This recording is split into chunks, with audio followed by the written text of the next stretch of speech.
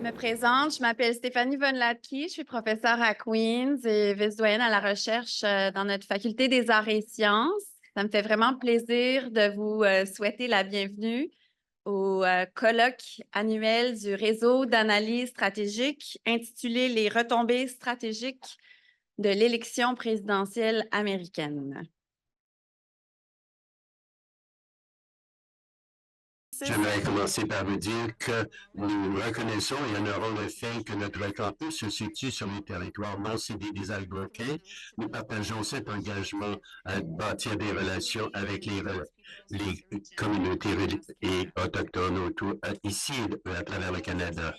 Nous avons ce colloque annuel euh, ici même à Ottawa à cause de la proximité du ministère de la Défense nationale et Forces armées, Affaires mondiales, mais aussi nous allons passer quelques jours à Kingston, à environ deux heures d'ici, avec de nouveaux érudits qui commencent ont passé 3 jours en formation intensive allant de la formation aux médias, une meilleure compréhension des enjeux dans le travail sur le terrain, dans des environnements qui peuvent être volatiles, et aussi la familiarisation militaire à Kingston. Donc, c'était un calendrier très chargé aujourd'hui, cette semaine, et qui reflète notre engagement du réseau pour appuyer et favoriser la prochaine génération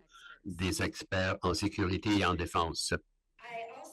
Je voudrais aussi mentionner, parce que j'espère que vous allez aller profiter de l'occasion pour aller leur parler et nous sommes au jour 4 de leur journée avec nous, de leur temps. Et ils sont probablement épuisés, mais je pense qu'ils auront quand même l'énergie nécessaire pour répondre à vos questions. Demandez aux experts et il y a ici des experts et des mentors ici qui étaient avec nous à Kingston pour présenter ce programme euh, intensif d'été et ils étaient à Kingston avec nous et maintenant ils sont ici avec ce programme pour ce colloque. Et je vous promets que ces mentors, euh, vous aurez l'occasion demain de retourner chez vous. Quelques mots sur le réseau. Le réseau d'analyse stratégique est le fruit du programme Mobilisation des idées nouvelles en matière de défense et de sécurité. Donc, ça, c'est mieux connu sous l'acronyme MINDS. C'est un programme du ministère de la Défense et c'est le programme qui soutient ce type d'activité et le colloque et l'école intensive d'été pour nos chercheurs émergents. Chaque fois que j'en ai l'occasion, j'aime beaucoup rappeler que le réseau d'analyse stratégique est le premier et je pense toujours le seul réseau MINDS parfaitement bilingue. Donc, mobiliser cette expertise dans les 2 langues est vraiment un engagement qui a été pris par le RAS depuis le début et c'est quelque chose dont nous sommes tous fiers. La première mission du RAS est de mobiliser l'expertise canadienne et mondiale à l'égard de 3 défis pour le Canada. Et on a un co-directeur ou une co-directrice qui chapeaute chacun de ces axes de recherche. Le premier axe, l'intensification de la concurrence entre les grandes puissances sous le seuil des conflits armés et aussi les implications pan-domaines ou multidomaines. Le deuxième axe, c'est le renforcement des capacités de la diplomatie de défense et le développement de partenariats au sein d'organisations régionales, minilatérales et internationales. Et le troisième axe se concentre sur les bouleversements locaux et mondiaux liés au changement climatique. Je tiens aussi à souligner les contributions de certaines personnes dans la salle qui vont participer aussi au programme aujourd'hui. D'abord, remercier le Conseil stratégique du RAS. Le Conseil stratégique est un comité de pointe au sein du RAS qui nous aide à faire le pont entre le monde universitaire et le monde de la pratique. Donc, c'est très important quand on essaie de mobiliser les connaissances et l'expertise qui est née dans le monde universitaire, d'être capable de véhiculer cette expertise pour informer, stimuler les débats avec une plus grande part de la population. Et donc, c'est impossible vraiment de faire ce genre de programmation-là sans ce partenariat avec des praticiens. Donc, ça nous aide dans ces activités de réseautage. Merci donc à Daniel Jean et à Arthur Wilczynski. Daniel sera le modérateur de notre table ronde sur l'évolution de l'environnement politique et stratégique. Arthur sera le modérateur du premier panel sur la résilience démocratique. Ensuite, je voulais souligner aussi la présence du professeur Alexander Lanaska.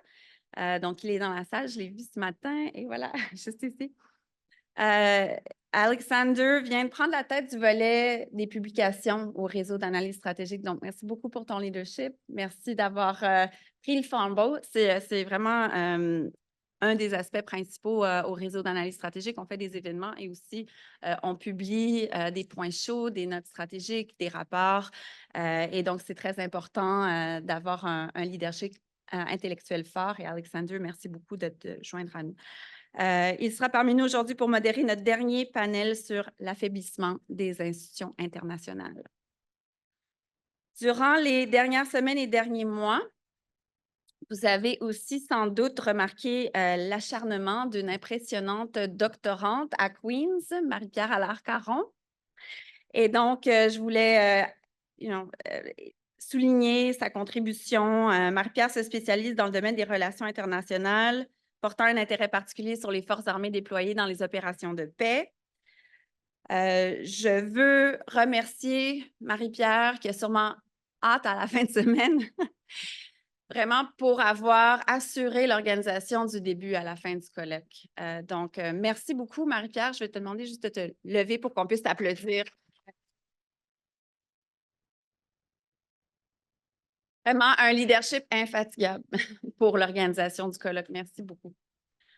OK, on va passer aux choses sérieuses et on va être honnête. Les thématiques abordées aujourd'hui sont plutôt inquiétantes.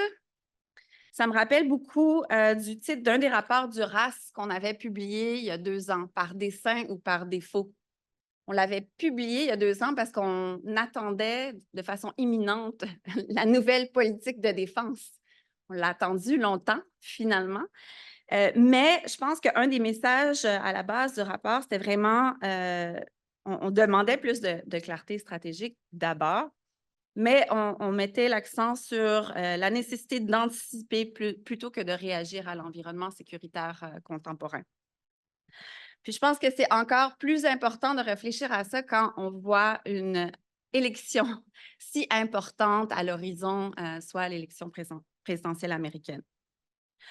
Donc, si vous regardez le programme aujourd'hui, les tables rondes, les panels, vous allez voir qu'on aborde les défis de la méfiance envers les institutions publiques, la montée de la désinformation et les répercussions d'un potentiel retrait américain des institutions internationales dans l'optique de différents scénarios liés aux élections présidentielles américaines. Il faut aussi dire que depuis l'invasion russe en Ukraine, il y a 2 ans, le Canada était déjà en période d'adaptation. Une adaptation certes forcée, mais certains des choix stratégiques sont décrits dans la mise à jour de la politique de la défense intitulée « Notre Nord fort et libre ». On y trouve une vision plus ambitieuse du rôle des forces armées canadiennes dans le Nord, dans l'Indo-Pacifique et à l'OTAN, au détriment d'organisations comme l'ONU ou de certaines régions comme l'Amérique latine et l'Afrique. Même si ces orientations géographiques sont précisées, c'est un plan qui n'est pas aussi détaillé que ce qu'aimeraient voir nos alliés. Certaines acquisitions sont au stade exploratoire. La cible du 2 de l'OTAN n'est très certainement pas atteinte, ni à court terme, ni à moyen terme. Il n'y a pas de plan détaillé pour atteindre cette cible. Et aussi, les crises au niveau du personnel militaire et de l'approvisionnement font douter en général des capacités de défense canadiennes. Et ça a beaucoup été dans les médias depuis la publication de la mise à jour de la politique de défense canadienne. Au sein de l'OTAN, le Canada risque de perdre du galon, mais les conséquences peuvent être davantage sérieuses pour les relations bilatérales avec les États-Unis. Avec Trump ou Biden à la présidence, je pense qu'on peut quand même s'attendre à une pression accrue sur le Canada. Je pense que la différence, ça va être plus au niveau de si cette pression va être exercée de façon polie ou non. Et puis ensuite, l'OTAN, pour sa part, est aussi en état de mise en garde. On le sent dans le QG à Bruxelles, on le sent dans les capitales. Il y a une certaine anxiété par rapport au changement des 6 à 12 prochains mois. Et ça, dans le contexte, malgré tout, de l'anniversaire. Donc, l'OTAN souligne son 75e anniversaire et prépare son sommet à Washington cet été. Dans la mise à jour de la politique de défense, on nous promet aussi qu'un exercice de réévaluation de la politique de défense va être fait à tous les 4 ans, de pair avec un exercice parallèle sur la sécurité nationale. Donc là, je tiens aussi à souligner que c'est une recommandation qu'on avait fait collectivement dans notre rapport, par dessein ou défaut, by design or default. Bien entendu, on était très heureux de voir cette décision qui a été annoncée dans la politique parce que ça nous permet, nous, en tant que communauté, d'être en dialogue constant, finalement, sur les priorités en matière de défense canadienne. Je pense que ce dialogue plus régulier est non seulement important pour notre communauté à nous, donc nous, on œuvre dans le monde de la sécurité et de la défense ensemble. C'est important aussi quand on considère le paysage politique contemporain. Et ça, on le voit même sur nos campus, on le voit en ce moment. On voit aussi qu'il y a une crise de confiance, une baisse de confiance au niveau des institutions publiques. Et donc, on va en parler dans un de nos panels aujourd'hui. On met l'avant des discussions sur la désinformation et la résilience au niveau politique et social. Donc, ça va de pair avec les questions plus larges sur les implications stratégiques des élections présidentielles américaines.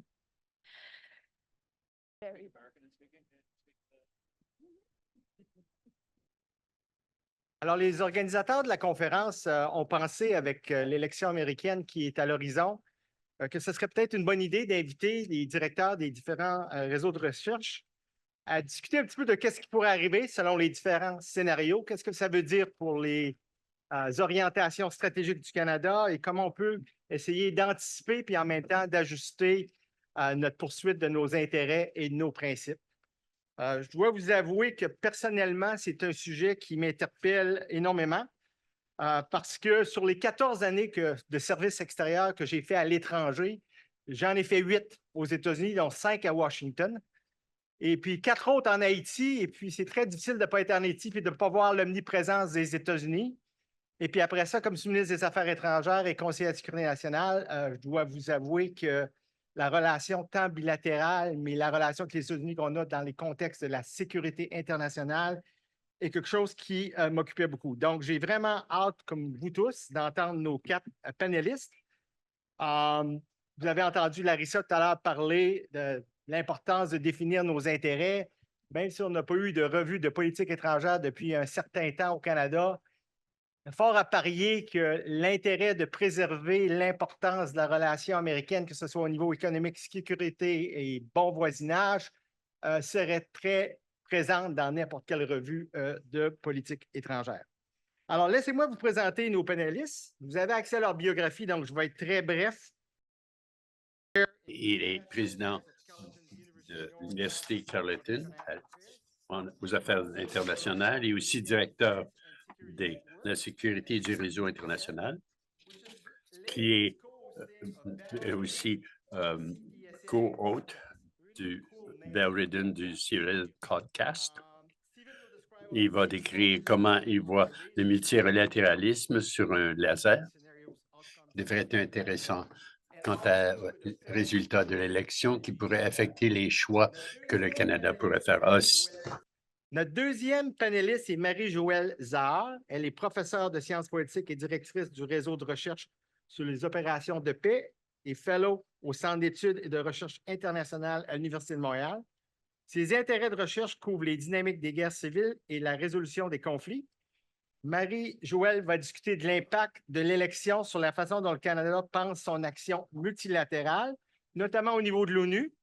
Elle va toucher un mot sur la question des opérations de paix, mais va également aborder la participation canadienne à la consolidation de la paix et la lutte antiterroriste. Notre troisième panéliste est Charlotte Duval-Lantoine. Elle est directrice des opérations au bureau d'Ottawa de l'Institut canadien des affaires mondiales, où elle est également fellow. Elle s'intéresse à la culture militaire et ses travaux de recherche en maîtrise ont porté sur le leadership toxique au sein des Forces armées dans les années 90 et son impact sur le processus d'intégration des femmes à partir de 89. Charlotte va décrire comment la culture organisationnelle puis la culture organisationnelle large des Forces armées n'est pas au diapason pour répondre aux demandes posées par les enjeux qui accompagnent les développements géostratégiques des dernières années. Par exemple, la transformation numérique, le recrutement, la rétention ou tout simplement l'acquisition en matière de défense. Plusieurs sujets qu'on a entendus dans la première session. Finalement, nous avons le plaisir d'accueillir comme quatrième panéliste le lieutenant général à la retraite et ancien vice-chef d'état-major Guy Thibault. Guy a eu une riche carrière comme militaire qui l'a amené à travailler de très près avec nos partenaires américains, tant au plan bilatéral que dans des missions à l'étranger. Guy est présentement le président du conseil d'administration de la Conférence des associations de défense. Guy, pour sa part, va nous rappeler qu'en matière de défense et de sécurité du Canada, qu'on l'aime ou qu'on ne l'aime pas, les États-Unis, c'est primordial.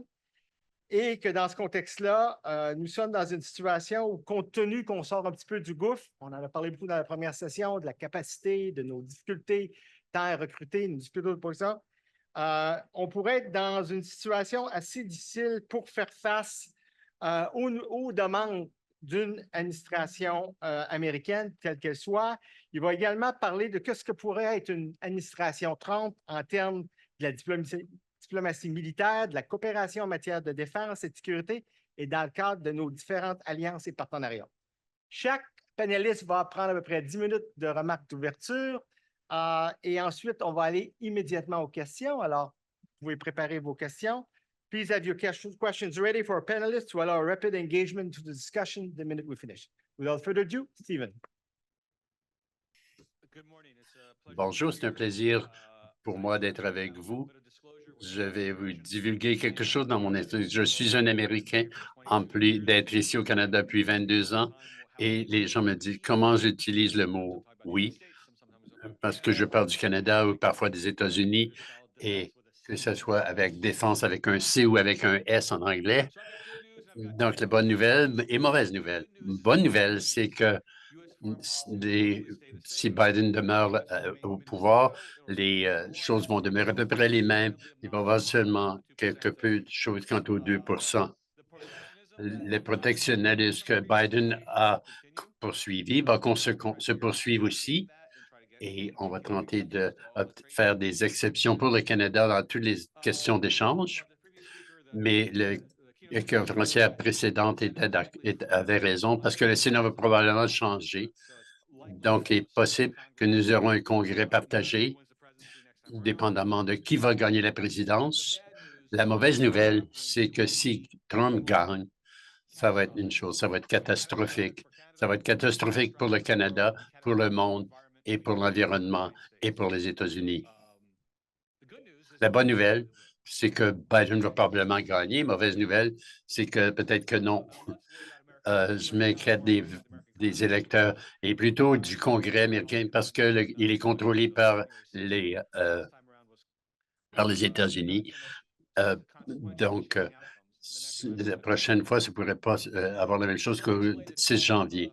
Donc, le scénario Trump à l'avenir serait que, je ne me rappelle pas du terme de Trump, mais ceux qui voudraient, j'étais pas là, c'était pas si mal que ça. Et moi, vous rappeler qu'en 2017, les États-Unis étaient presque en guerre avec la Corée du Nord. Quand je suis allé et je me disais, Trump a décidé de rencontrer Kim Jong-un, ça veut dire que pour cette période, on n'aura pas de guerre. Parfait. Mais quand Sharman a été tué, l'Iranien, en 2020, 21 peut-être, 2021, il y a eu un risque que ça pourrait devenir une guerre avec l'Iran. Ces choses ont passé proche. On peut dire, oui, c'est pas arrivé, donc c'est pas si grave. Aussi, la mauvaise gestion de la crise COVID. Et le pire, c'est le résultat en 2017, c'est comment Trump était trouvé les gens qui ont les incendiaires pour faire les ministères, gens qui haïssaient l'éducation, qui haïssaient les différentes agences et il les a nommés et ils ont fait de mauvaises choses à ces agences et par ces agences. On était content quand il a amené un idiot de Rex Tillerson, mais il n'est pas dangereux parce qu'il n'est pas très motivé, comme ceux qui sont des vrais incendiaires. Mais ensuite, il est remplacé par Pompeo, n'était pas un ami du Canada, mais un ami de plusieurs pays à travers le monde. Et c'est un nationaliste chrétien. À travers au cours des années, plusieurs ont été en disgrâce, ils les ont remplacés, toujours avec quelqu'un de pire. Et ça ne s'est jamais amélioré. Le fond du baril, il n'y avait pas de fond du baril. Ça disait simplement aller de pire en pire. Trump a un point nommé quelqu'un avait trop raciste pour être approuvé comme juge dans les années 80. Il a été nommé solliciteur général, qui n'était pas aussi pire que ce qu'on avait cru, parce que celui qui a suivi, quand on a eu Ben Barr, qui est protégé Donald Trump contre toutes les enquêtes. Donc, quand il s'agit de la question militaire et les relations avec les militaires, il y a délégué à tous les militaires si ça vraiment c'est la faute des généraux. C'était vraiment dès le début de son administration et les militaires ont eu cette discussion. Ils font sortir les séries de façon rapide, qui n'était pas juste utile, comme la plupart des présidents américains, ils meurent les Kurdes. Il est aussi sorti d'Afghanistan en vendant l'Afghanistan aux talibans. Il a essayé d'utiliser l'armée américaine contre les protestataires dans la crise de George Floyd et ensuite il a laissé chercher un remplacement jusqu'à la fin de son administration. Donc, pourquoi est-ce que ça serait pire? Parce qu'on avait trop confiance, sachant qu'il y avait des adultes qui étaient à droite. Les noms qu'on mentionne maintenant sont encore sont vraiment horribles. Mike Flynn pourrait revenir et devenir surveillant ou secrétaire de la Défense ou quoi que ce soit. Rick Grinnell pourrait revenir les secrétariats d'État. Les juges tellement hostiles au pays et aux ambassadeurs.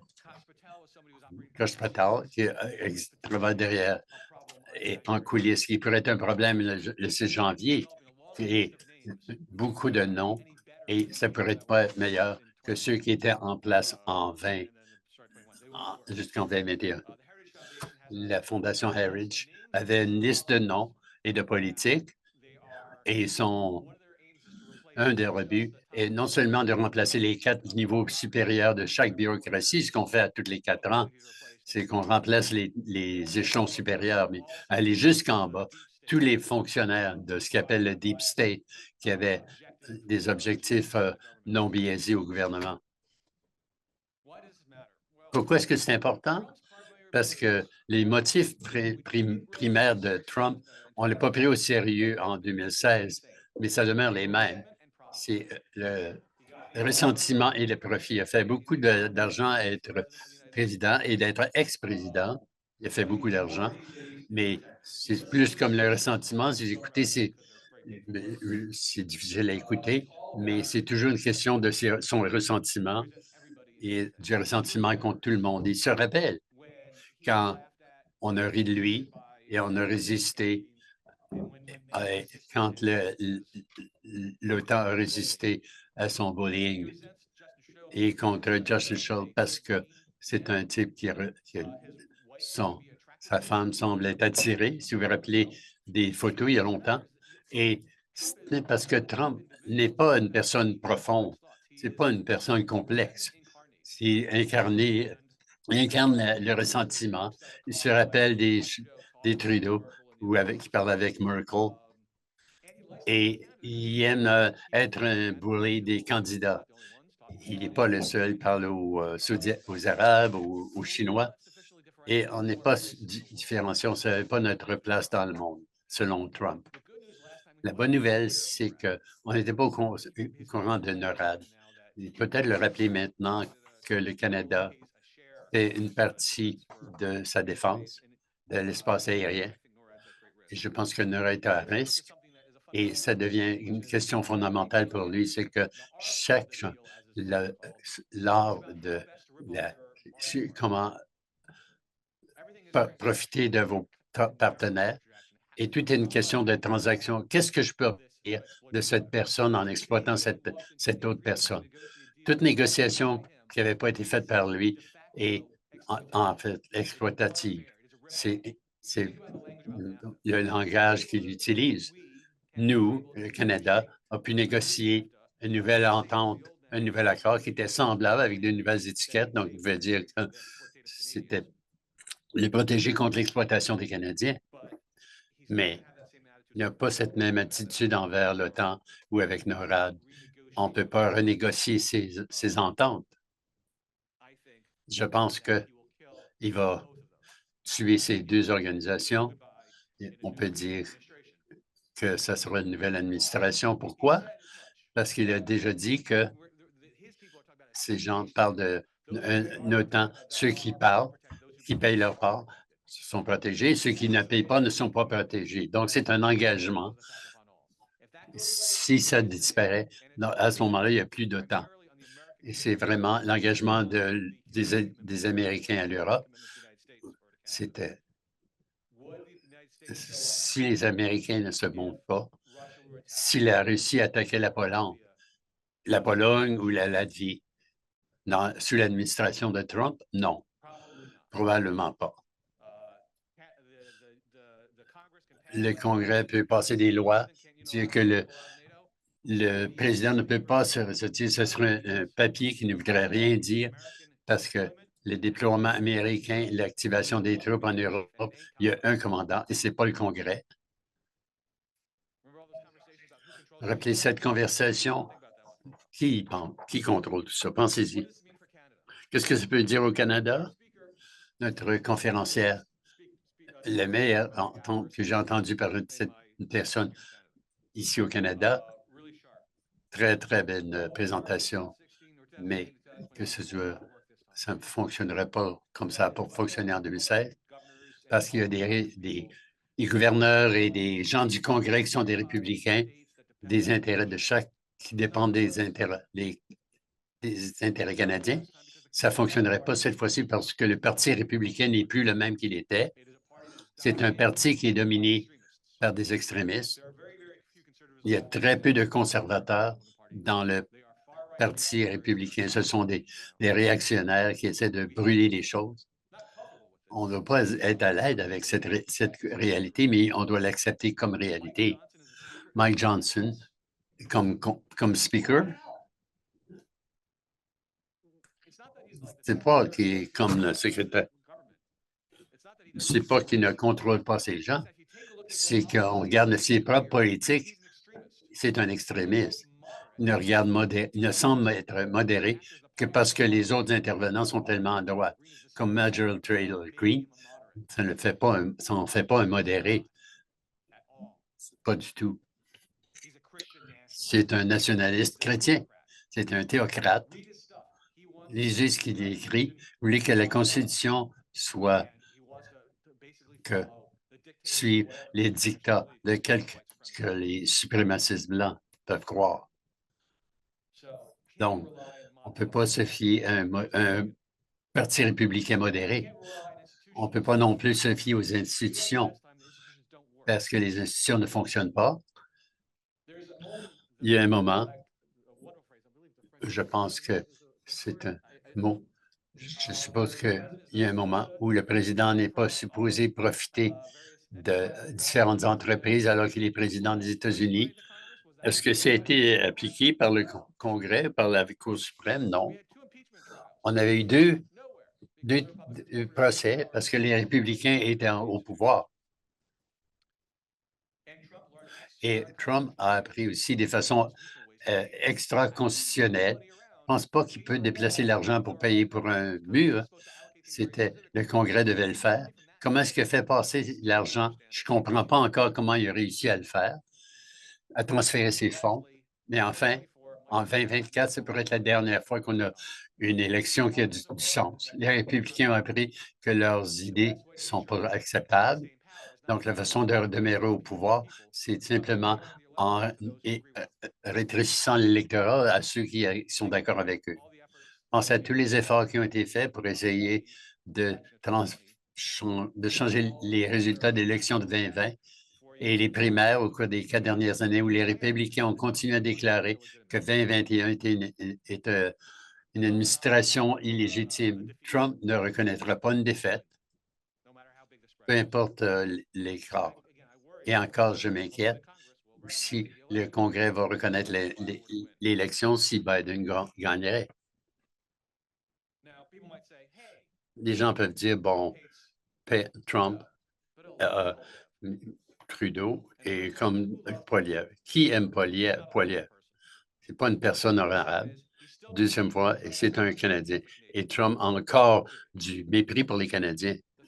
Troisième chose, c'est que comment Trump s'entend avec Ted Cruz, parce que Poilievre est probablement ce qu'il y a de plus proche l'équivalent de Ted Cruz au Canada. Donc, du côté, c'est ce qui pourrait arriver, ça pourrait être réduit un peu parce que Trudeau disparaît, on ne prend pas de crédit pour ça, mais que ce soit s'il mérite ou pas, mais il faudrait avoir des choses. Mais Trump avait des problèmes à s'entendre avec des politiciens de droite, même en Europe. Une dernière chose, c'est que j'ai été en Europe au cours des 3 derniers mois, à Berlin. J'ai voyagé, j'ai parlé à des gens. L'Europe n'a aucun plan. Ils sont terrifiés. Ils n'ont pas de plan. Il y a un plan de planifier, un peu comme nous sommes. Quel que soit, ça peut vous rassurer. Merci. Thank you, Stephen. I think, Marie-Joëlle, avec cette anticipation de scénario tellement encourageante, qu'est-ce que ça va vouloir dire au point de vue multilatéral? Yeah, I was wondering how one follows from this doomsday scenario, which Je pense que c'est un scénario difficile, mais qui est d'une façon.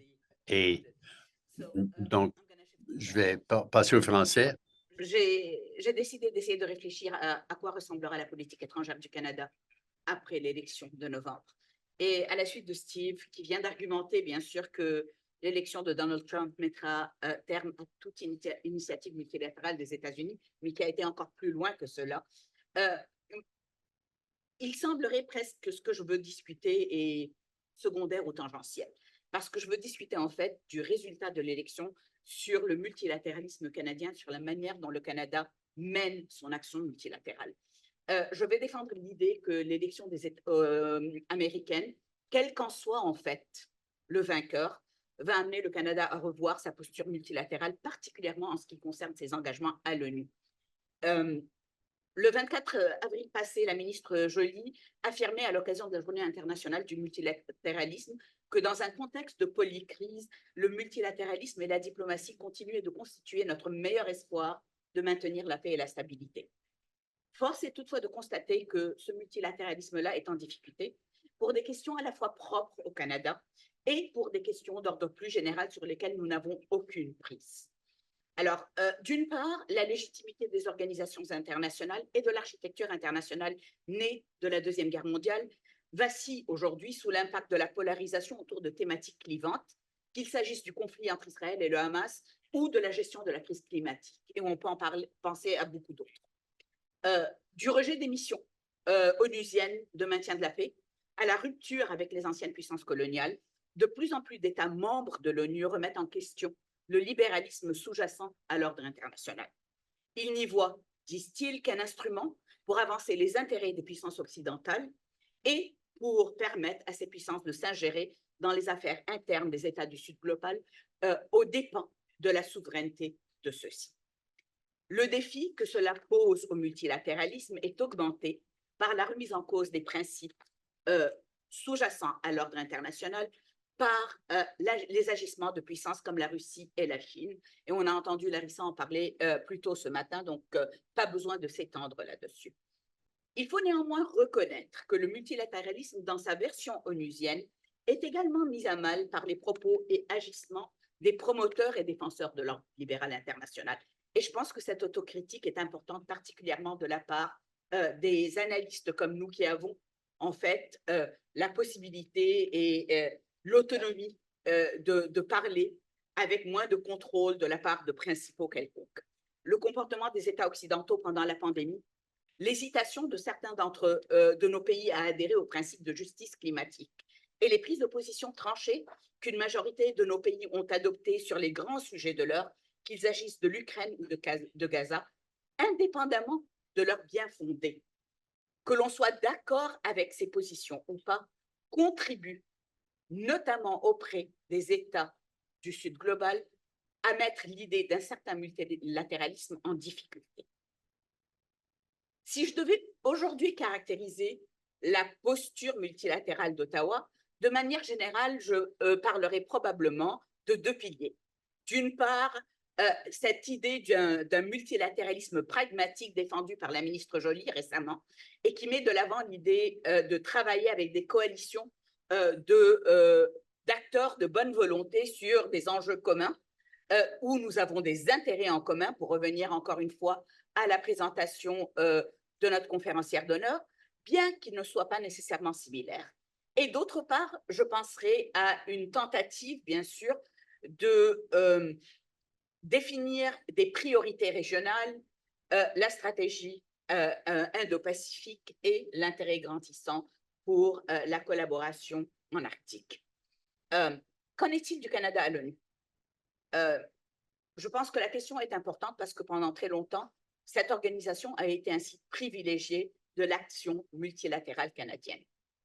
Et le constat n'est pas reluisant. Si les forces canadiennes sont très présentes en Europe de l'Est et en Ukraine, où elles font du très bon travail, si nos engagements multilatéraux vis-à-vis de l'OTAN ont significativement augmenté depuis 2022, nous n'avons que 44 soldats et policiers, soldats, policiers, policières déployés dans les opérations de paix de l'ONU, le plus bas nombre jamais enregistré à cet égard. Et si la contribution canadienne ne doit pas simplement être évaluée en termes de troupes, de personnel, néanmoins, le symbole est fort. Si Ottawa fait de l'inclusion des femmes dans les casques bleus et dans les bérets bleus un flambeau de son implication à l'ONU, les données que nous avons, notamment les données collectées par Walter Dorn, suggèrent qu'aujourd'hui, nous n'avons que 9% de femmes officières et observatrices militaires, bien loin derrière l'objectif onusien qui était fixé à 2021 pour 2024. Nous sommes non seulement en dessous du seuil prescrit, mais nous avons 14 femmes déployées en uniforme, alors qu'il y en avait 21 sous le gouvernement Harper. La dégringolade est donc quand même sensible.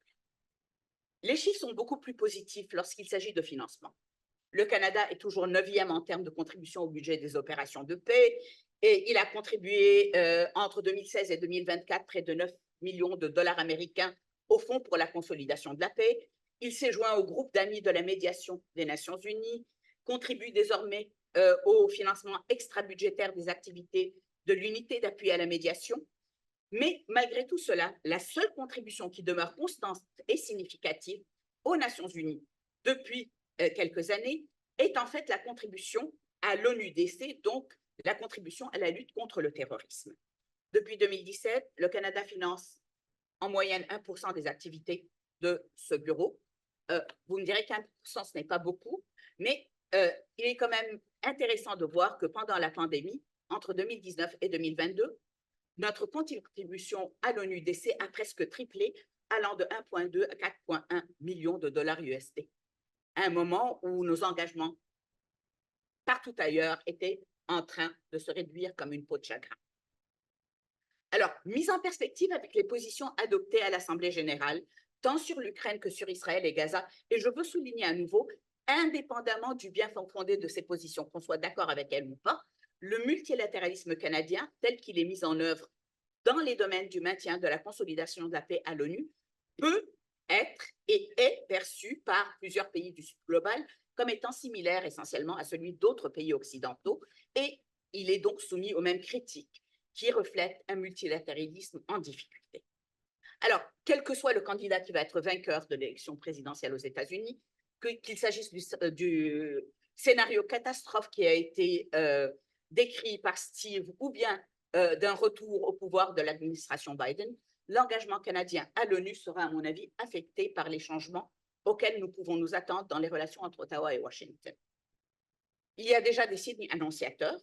Vous avez vu les réactions américaines à certains éléments du budget 2024. Pour ceux et celles qui ne sont pas canadiens, pour la première fois, nous avons vu une lettre co-signée par des sénateurs républicains et démocrates fustigeant le Canada, qui vient d'augmenter significativement son budget de défense pour le fait qu'on arrivera à 1,76 et non pas 2% de nos engagements de défense à l'OTAN.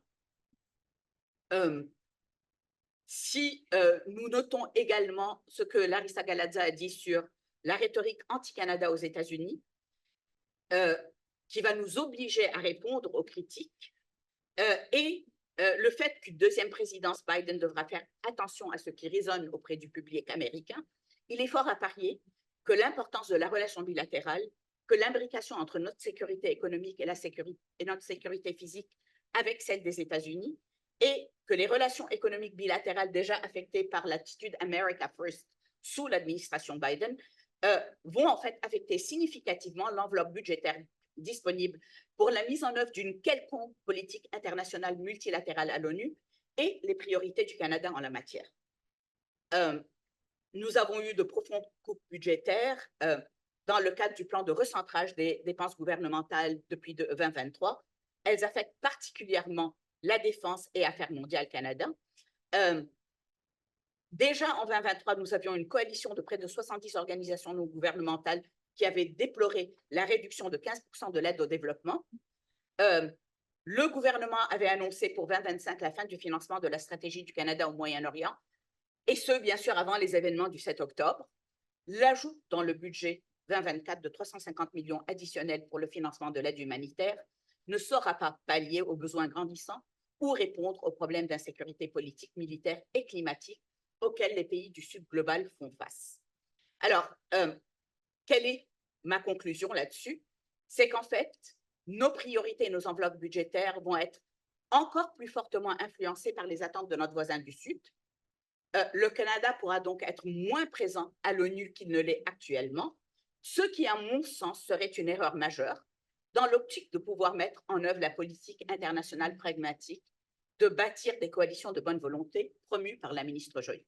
Sans engagement continu auprès des pays du Sud global, sans une présence active dans les discussions autour des enjeux qui les concernent au premier chef, le Canada et les autres pays occidentaux laissent l'échiquier géopolitique mondial libre à des acteurs comme la Russie et la Chine qui en profitent et qui profitent de notre absence sur des continents comme l'Afrique, ou bien de ce qui est perçu comme notre prise de position dans des régions comme le Moyen-Orient pour s'implanter dans ces régions-là et pour proposer, ou pour se proposer plutôt, comme des partenaires alternatifs dans le maintien, l'établissement et la consolidation d'une certaine paix, que je mets entre guillemets, parce que c'est une paix qui va à l'encontre non seulement des valeurs que nous continuons à défendre, mais des principes qui nous sont chers et que nous voulons continuer à promouvoir, mais aussi et surtout des intérêts et attentes de populations civiles dans les pays concernés.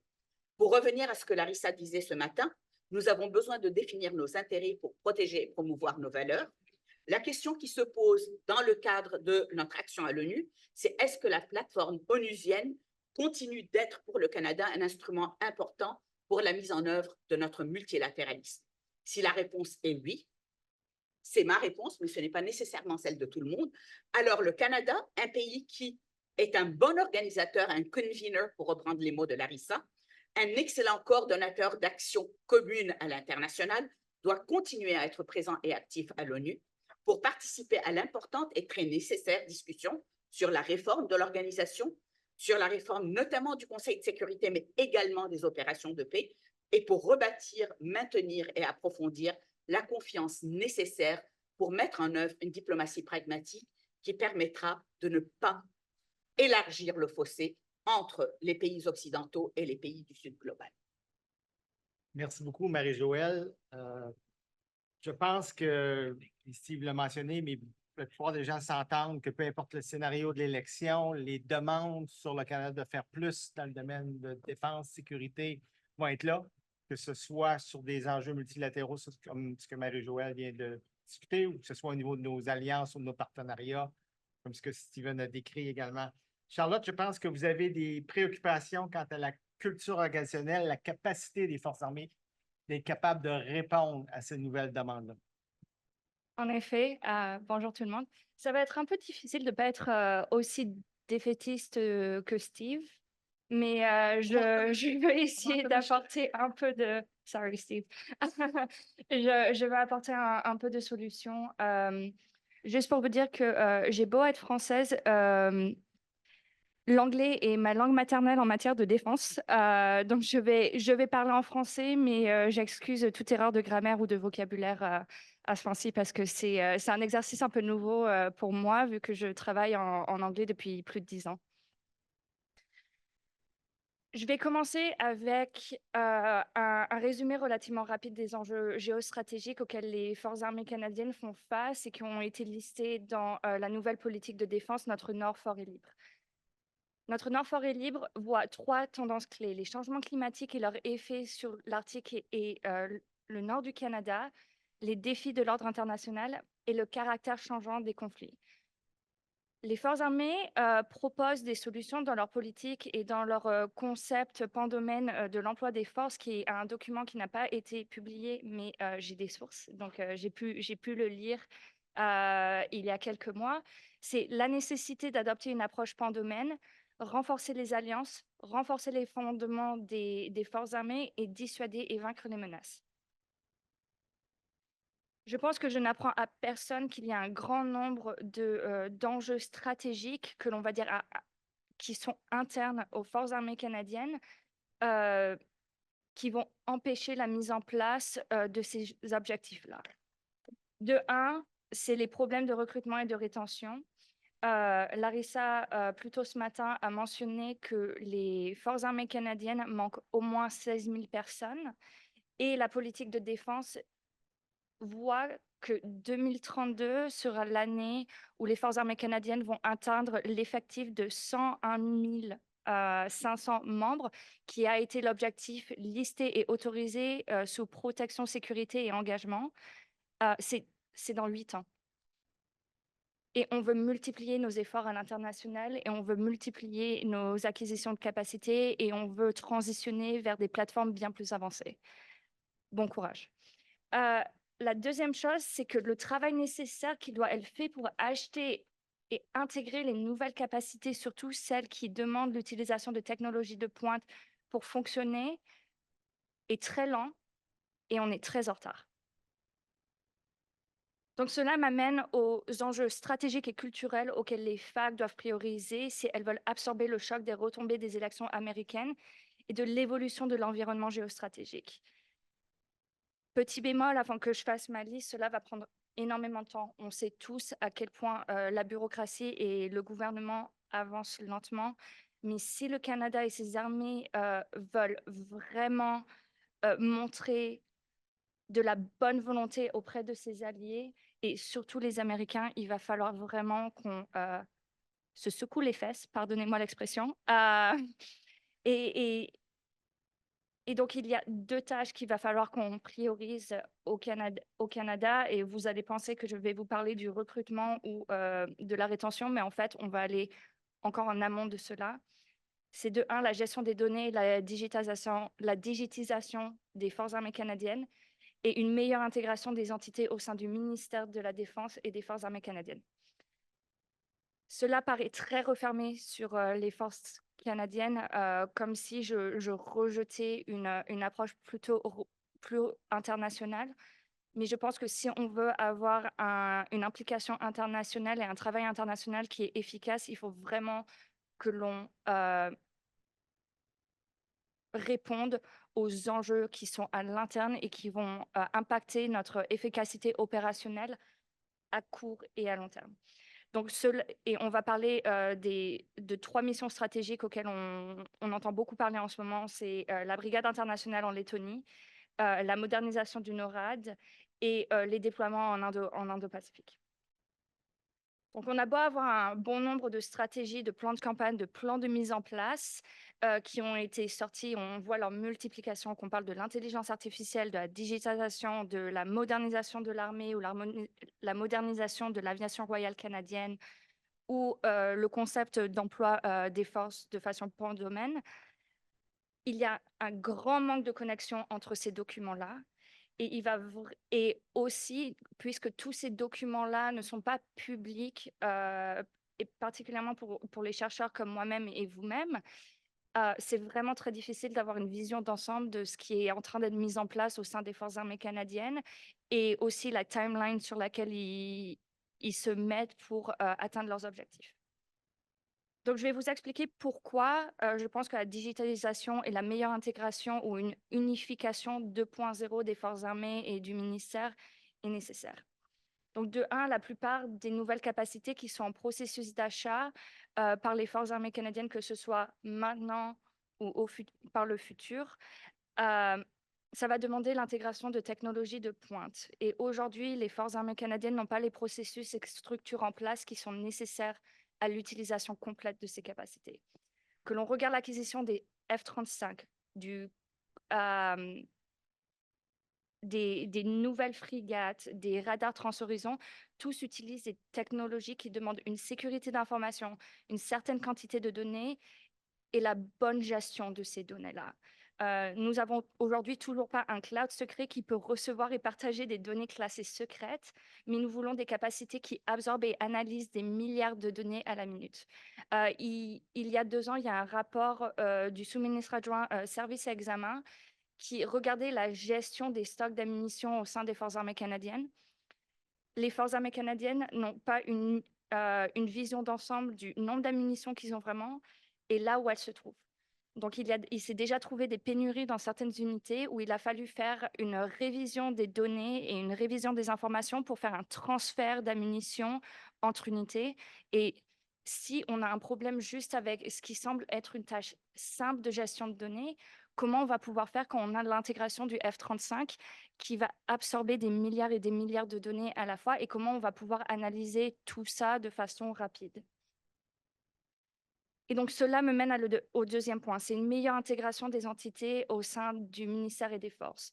Je pense sérieusement que la part du problème que nous avons au sein des forces armées canadiennes, c'est que nous voyons tous les enjeux auxquels nous faisons face comme isolés des uns des autres.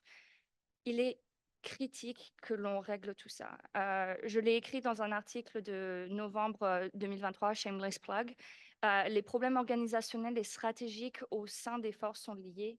On ne peut pas traiter des délais en matière d'acquisition, les problèmes de rétention et de recrutement et les problèmes d'inconduite sexuelle de façon isolée.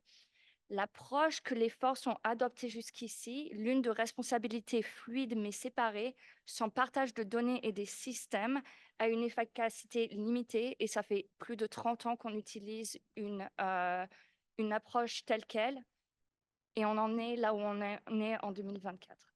Le ministère et les forces peuvent et doivent faire mieux. Tout cela pour dire que pour me faire pour faire face au niveau environnement stratégique, il faut que l'on change où nous portons notre attention. Et je parle en tant que aussi chercheur et commentatrice publique, vu que je travaille à une think tank à temps plein et je ne suis pas une académique comme beaucoup d'entre vous. Nous devons aller à une obsession de recherche au niveau des politiques, à une obsession de recherche au niveau des processus. Nous avons les politiques en place, nous avons les stratégies qui ont été sorties. C'est vraiment la mise en place qui est critique et difficile. Aujourd'hui, nous mettons encore en place la stratégie de défense Le Canada d'abord qui est sortie sous le gouvernement Harper en 2013. Le ministre Blair, hier, a fait des annonces sur l'entraînement et la formation des pilotes. C'était un projet qui a été discuté pour la première fois en 2013 également. Ça ne devrait pas prendre autant de temps pour mettre en place des projets tels quels. Si nous voulons absorber le choc d'une deuxième présidence de Trump ou un deuxième mandat de Biden dans un contexte d'une Chambre des représentants de plus en plus paralysée par l'hyperpartisanerie et la montée d'un sentiment anti-canadien, Il va falloir miser sur la livraison de nos promesses, de nos promesses politiques, mais au niveau stratégique. Et je pense que l'on peut miser sur nos relations entre fonctionnaires et militaires au Canada et aux États-Unis. Et je pense que je ne suis pas forcément d'accord avec Steve au niveau du futur du NORAD. J'ai commencé à travailler à CGAI sous la présidence Trump. Et là où on voyait une vraie entente binationale, c'était au niveau de la mise en place du NORAD, parce qu'on voit vraiment une possession fonctionnaire et militaire de la modernisation du NORAD au-delà du politique. Et on peut miser sur la continuité de la modernisation du NORAD si on commence à vraiment mettre en place de façon urgente les projets nécessaires pour qu'on y arrive.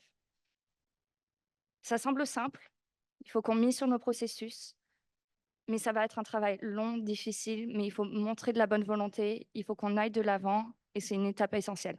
Merci beaucoup. Charlotte, Guy, tu as eu le privilège de servir à la fois avec les Américains au niveau de la relation bilatérale, au niveau des missions.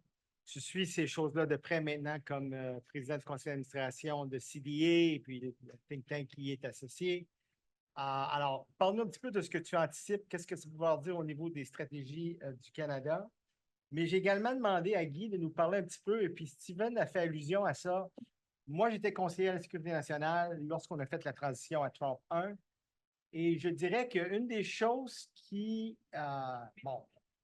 beaucoup de stratégies ont été élaborées de ça, mais une des choses qui était facilitée du côté américain, c'est le fait que dans Trump 1, il s'est entouré énormément de militaires, de gens, mais qui étaient des gens de carrière, qui étaient solides.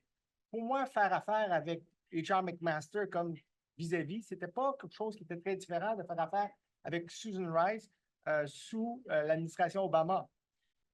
Steven avait fait allusion tout à l'heure que ça risque de ne pas être la même chose dans l'administration Trump 2. Alors, j'ai voulu également demander à Guy de parler un petit peu de qu'est-ce que ça pourrait dire au niveau de la relation si privilégiée que nos militaires ont avec les militaires américains. Guy. Merci, Daniel. Tout d'abord, merci pour l'invitation. Toujours un privilège d'être avec Daniel et aussi Stéphanie. On est sur le même conseil d'administration avec la conférence des associations de défense. Puis... Hop, tu m'entends pas? Allô, testing, 1, 2, 3, testing, testing. Est-ce que ça va bien là? Vous m'entendez? Oui. Thumbs up, c'est beau. Je recommence. Merci, c'est un privilège d'être ici. Merci, Daniel. Un privilège d'être ici avec Stéphanie et Daniel qui font partie du même conseil d'administration avec la conférence des associations de défense. C'est un privilège pour moi d'être sur le panel. Je ne suis pas un expert dans les relations canadiennes avec les États-Unis. Cela dit, sur les retombées stratégiques en ce qui concerne les élections qui s'en viennent dans les États-Unis, on a publié au mois de mars les perspectives stratégiques pour le Canada. Ferry de Kirchhoff, ancien ambassadeur et un de nos anciens membres du conseil d'administration. Comme ça, je vous encourage d'aller chercher cette analyse-là, Strategic Outlook 2024, puis c'est pas surprenant qu'on passe beaucoup de temps dans cette analyse sur la situation avec les États-Unis dans un monde qu'on voit vraiment aller dans une direction négative. Tout le monde qui me connaisse, ils savent que je suis optimiste. Comme ça, quand j'écoute un peu la perspective de Steve, c'est peut-être moins évident qu'on peut être optimiste avec la situation actuelle. Mais avec l'expérience que j'ai eue 40 ans en service, j'ai eu l'occasion de travailler de près avec les Américains dans les opérations, dans le contexte de notre alliance de l'OTAN, avec notre programme bilatéral qui est très profond à travers plusieurs accords. Et j'ai l'impression quand même que peu importe ce qui va arriver dans les élections, que notre relation militaire entre les États-Unis et le Canada est très solide. Ce qui est vrai, c'est que notre capacité actuelle, après une période, ça fait longtemps qu'on n'est pas en train d'investir dans notre institution pour les forces armées. On ne serait jamais une puissance globale militaire, mais quand même, on est toujours le bienvenu dans tous les forums dont on participe. Comme Daniel a mentionné au début, je pense, peu importe ce qui va arriver avec les élections, ce qui est, je pense, un avantage pour le Canada dans ce contexte-ci, puis on le voit avec les sondages des vues des Canadiens en ce moment-ci, il semblerait que les Canadiens eux-mêmes sont un peu plus inquiets de la situation globale et on est en train de faire beaucoup plus de pensée analytique sur qu'est-ce que ça donne pour le Canada, puis qu'est-ce qu'on devrait faire. Puis je pense que la première réponse à ce que le Canada devrait anticiper pour les changements avec les changements possibles dans une élection qui s'en vient dans les États-Unis, c'était pour s'assurer qu'on a un peu plus de clarté sur qu'est-ce que le Canada pense de la situation globale. Puis le sortie de notre plan politique de défense nous donne un peu de clarté dans ce sens-là. Est-ce que c'est assez pour répondre aux besoins? Comme le ministre Blair a souvent dit, there's more to be done. Puis je pense que on a vu la lettre qui est sortie des États-Unis avec 22 sénateurs qui ont Marie-Joëlle a mentionné, qui nous encouragent d'en faire plus. Est-ce qu'on devrait, comment on devrait prendre cette lettre pour le Canada? Je pense que tout d'abord, on va avoir le 75e, la réunion pour le 75e anniversaire de l'OTAN qui s'en vient bientôt. Je pense pour l'institution de défense aux États-Unis, ils savent bien que l'OTAN, c'est très important dans le contexte actuel. Puis je pense que c'est pas surprenant qu'on va vouloir qu'un pays comme le Canada va être vu comme un pays fondateur de l'OTAN, qu'on est en train de mener notre propre partie de fardeau, burden sharing. Puis je pense que ça, c'est peut-être dans ce contexte-là qu'il faut voir. Ils reconnaissent ce qu'on est en train de faire, mais ils reconnaissent aussi que tous les membres de l'Alliance doivent contribuer et de faire leur part. Qu'est-ce que les Américains et qu'est-ce que nos alliés veulent du Canada?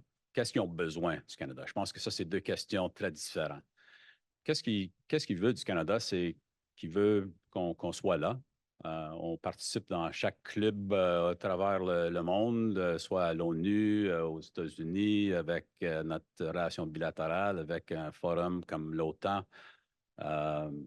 On a notre Five Eyes, puis nos alliés veulent qu'on soit là, puis on est en train de contribuer selon notre capacité. Qu'est-ce qu'ils ont besoin du Canada? Ils ont besoin que le Canada soit fort dans notre propre défense, notre propre souveraineté. Et pourquoi? Parce que si on n'est pas fort ici au Canada, ben, les Américains doivent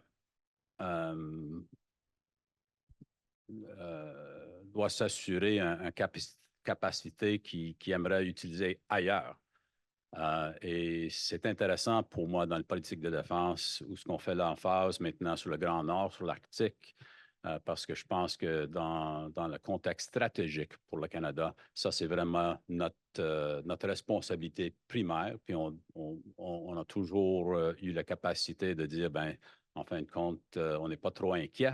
Il n'y a pas de menace dans ce contexte-là. On va le garder comme une région de paix et coopération. Puis on voit maintenant avec les intentions russes et aussi les intentions plutôt avec la Chine dans le Grand Nord, ben, ça, c'est notre responsabilité primaire. Puis je pense que ça, c'est une raison aussi pour être optimiste qu'on est en train de prendre cette décision-là pour embarquer, pour s'assurer qu'on est capable de répondre à notre propre souveraineté dans le Grand Nord. Je pense qu'un des enjeux importants, si jamais on va avoir un changement avec l'administration aux États-Unis, C'est les enjeux avec AUKUS dans le contexte de la région Indo-Pacifique. Comme vous savez tous, sans doute, ça a été discuté fortement dans plusieurs contextes récemment. Le premier pilier, c'est pour laisser l'Australie aller chercher des sous-marins nucléaires ou qui sont propulsés par des moyens nucléaires. Et le Canada n'est pas dans le marché. Peu importe ce que le premier ministre a peut-être dit il y a quelques semaines, c'est vrai qu'on n'est pas dans le marché pour aller chercher des sous-marins nucléaires. Mais le deuxième pilier de cette initiative-là, cet arrangement avec ces trois pays-là, il y a beaucoup de technologies qui sont visées d'être avancées dans cette c'est un partenariat, c'est pas une alliance. AUKUS, c'est un partenariat. Et je pense que le Canada désire vraiment être membre. Et si jamais on arrive avec une administration, avec M. Trump, ben, je pense qu'on ne serait pas vraiment le bienvenu dans ce contexte-là, si en fin de compte, les relations ne sont pas bien vues avec une nouvelle administration.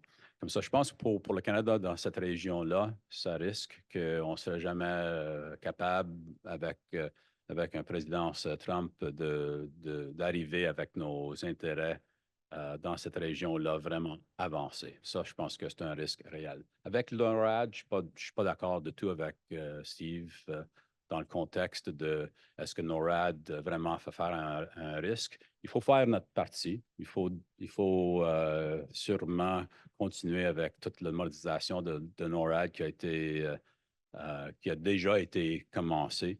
Puis, il y a beaucoup plus à faire. Puis, notre politique de défense nous donne ces indices-là. C'est vrai qu'il y a plusieurs programmes pour étudier, mais quand même, je pense qu'on est bien placé pour avancer ce programme-là d'une façon bilatérale. Puis, c'est dans les intérêts des Américains pour s'assurer qu'on est fort dans notre défense de l'Amérique du Nord. Finalement, avec l'OTAN, puis je pense Canada, c'est vrai, avec un pays fondateur de l'Alliance, notre voix était beaucoup plus importante dans le passé. Mais dans un contexte où on est maintenant un parmi 34 ou 35 pays, c'est beaucoup réduit.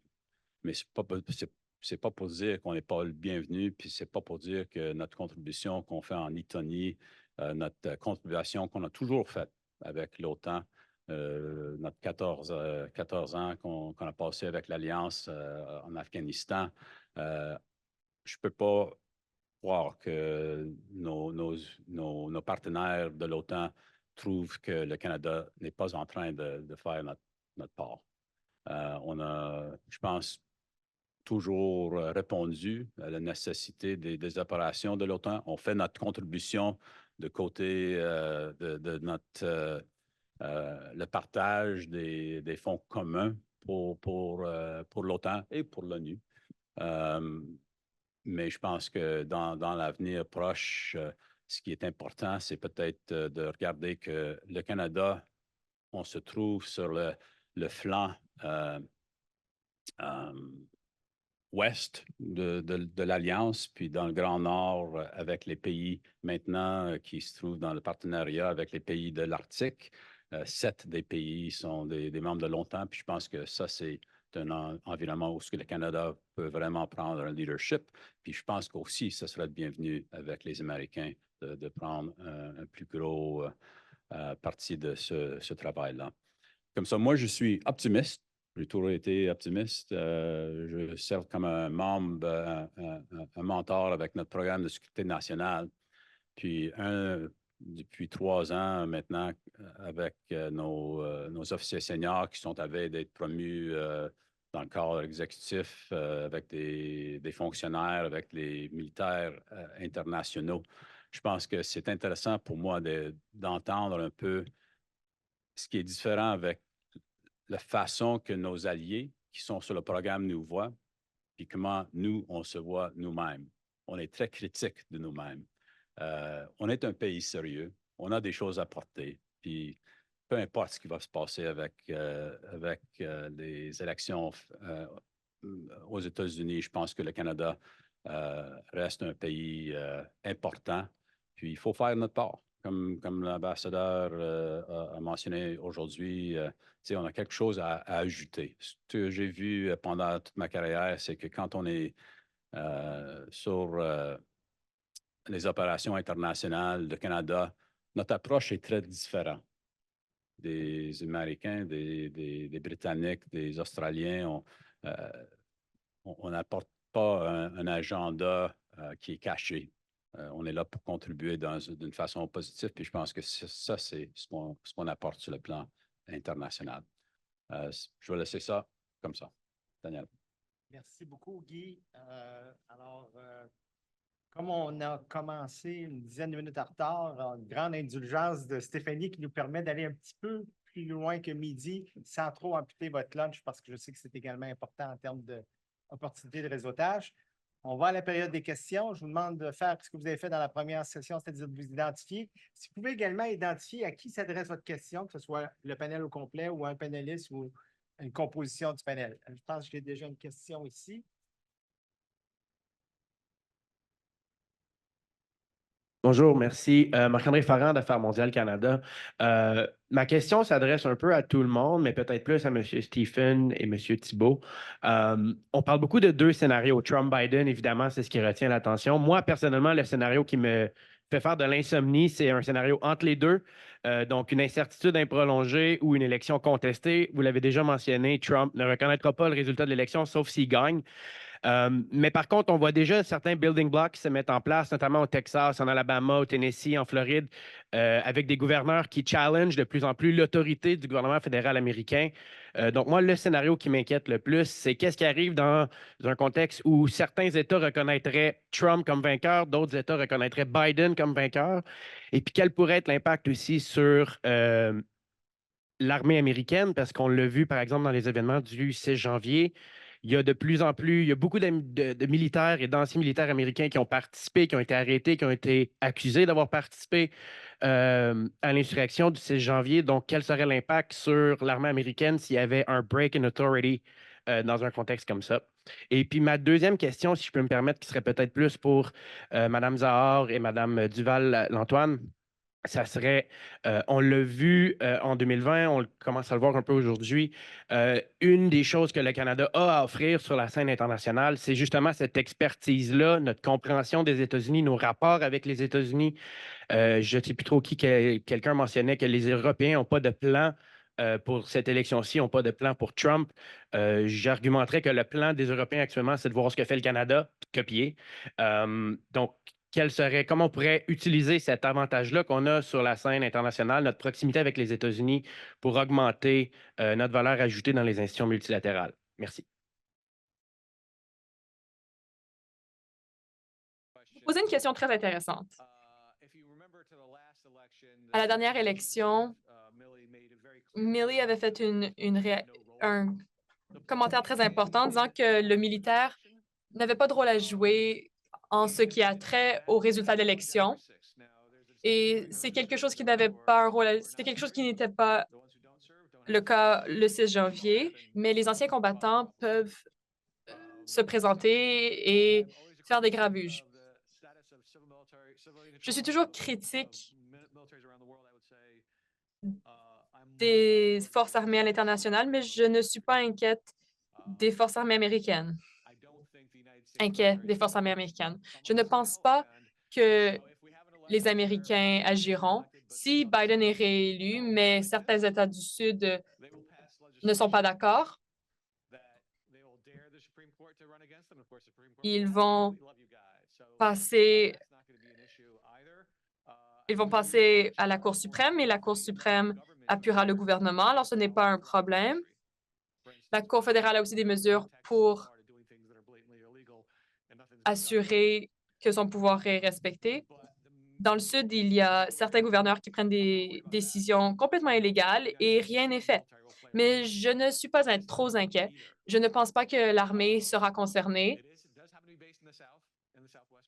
C'est quelque chose qui est présent dans le sud-est, mais les forces armées américaines sont très diversifiées. Ce n'est pas une force très conservatrice. La plupart des membres de l'armée s'inquiètent plus de leur propre personne. Alors, lorsque Trump a été élu la dernière fois, on parlait beaucoup de race et les amirals et les généraux ont voulu diversifier les forces. Ils n'ont pas parlé contre les commentaires de Trump sur les personnes trans, mais ils voulaient s'assurer que les forces armées restent diversifiées. Alors, je crois que les forces armées se concentreront à se renforcer. Mais si Trump est élu et qu'il demande à l'armée de mettre fin à des manifestations au pays, imaginez les événements des mois derniers, mais au lieu que ce soit les forces policières qui sont appelées, ce soit l'armée. Ceci pourrait détruire la cohérence interne de l'armée militaire des États-Unis. Une des raisons pour lesquelles les forces armées ne sont pas concernées à l'international, c'est parce que nous sommes beaucoup plus à l'interne au Canada. Les forces armées peuvent soit agir à l'international ou au sein du pays. Alors, s'ils se concentrent plus sur les interventions internes, ils sont moins capables de faire d'intervenir à l'international. Merci, Steve. Guy, sur cette première question. Ensuite, je vais aller à Marie-Joëlle et Charlotte sur la deuxième question. Ouais, un scénario intéressant. J'espère que tu perds pas trop de sommeil on est en train de penser à toutes ces affaires-là. Secrétaire, il y avait, je pense, 7 secrétaires de défense, puis 5 anciens chairman of Joint Chiefs qui ont signé une lettre, je pense qu'en 2022, pour parler un peu des risques pour vraiment embarquer dans une situation où ce que les forces armées militaires des États-Unis sont impliquées ou qui sont utilisées d'une façon inappropriée dans le contexte de la politique civile. Puis je pense que c'est un risque qu'il faut vraiment toujours être très conscient de cela. Comme ça, je suis d'accord avec Steve, que je pense qu'à court terme, il n'y a vraiment pas un risque pour l'utilisation. Puis je pense que et quand on est en train d'utiliser ou penser un peu de l'utilisation de State Guard pour la réponse dans les situations d'urgence, ça c'est normal. Mais pour être impliqué pour des actions de police, pour la sécurité, je pense qu'il y a beaucoup moins de risques que ça arrive. À l'élection de 2020, Mercedes Stevenson, Global News, avait fait vraiment là, un deep journalistic view à ce scénario-là. Interviewé à peu près une trentaine d'anciennes personnes qui ont travaillé beaucoup avec les États-Unis. J'étais une des personnes interviewées. L'ensemble des personnes avaient dit un peu ce que Steve a dit, c'est-à-dire qu'à cette époque-là, on avait dit les institutions demeurent très fortes. Les gens à la tête des institutions demeurent très fortes. Donc, on pense que la Constitution, la démocratie, tout ça va survivre. La question devient toujours si tu as une autre administration Trump, qu'est-ce qui arrive dans le plus long terme? Et je pense que c'est ça. Et puis, Steve a alludé ça un petit peu dans ses remarques. Marie-Joëlle, sur la deuxième question? C'est une excellente question et j'ai eu le privilège de participer à plusieurs discussions sur ce sujet-là dans les 7-8 derniers mois. Et ce qui ressort, je ne suis pas nécessairement une spécialiste de la relation états-unienne-canadienne, mais ce qui ressort, c'est qu'il y a quand même beaucoup de doutes sur la capacité du Canada de vraiment tirer avantage de sa proximité avec les États-Unis pour 2 raisons. La première, c'est que cet avantage-là dépend essentiellement des relations qui ont été établies de longue date entre fonctionnaires dans les différentes administrations. Ces relations-là peuvent être très facilement, en fait, détruites ou interrompues dès lors que l'on met en poste des personnes qui sont des political appointees, qui n'ont pas nécessairement une longue expérience du gouvernement, chose que le président Trump avait fait par le passé, et si on en croit l'analyse de Steve, qui pourrait être décuplée cette fois-ci. Alors, je sais très bien que Larissa et son équipe travaillent justement à bâtir ces relations avec différentes personnes des deux bords de l'échiquier politique américain, mais la question qui se pose, c'est en fait, honnêtement, pour moi, en tant qu'analyste, est-ce que c'est quelque chose que nous aurions dû commencer là ou bien quelque chose que nous n'aurions jamais dû interrompre malgré l'élection Biden? Et je pense que quelque part, il y a eu cette césure de plusieurs années qui fait qu'on reprend les efforts peut-être too little, too late. La deuxième chose, c'est qu'en fait, si jamais les scénarios plus pessimistes sont avérés, sans nécessairement aller au scénario extrême, l'imbrication entre notre sécurité économique et physique et celle des États-Unis voudra dire qu'on va devoir utiliser nos liens pour nos propres affaires.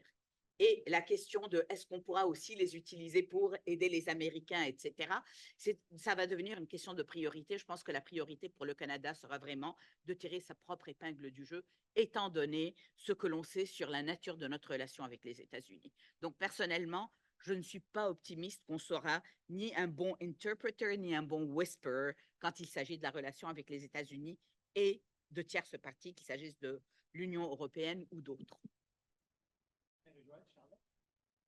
Je suis en bref, je suis parfaitement d'accord avec Marie-Joëlle.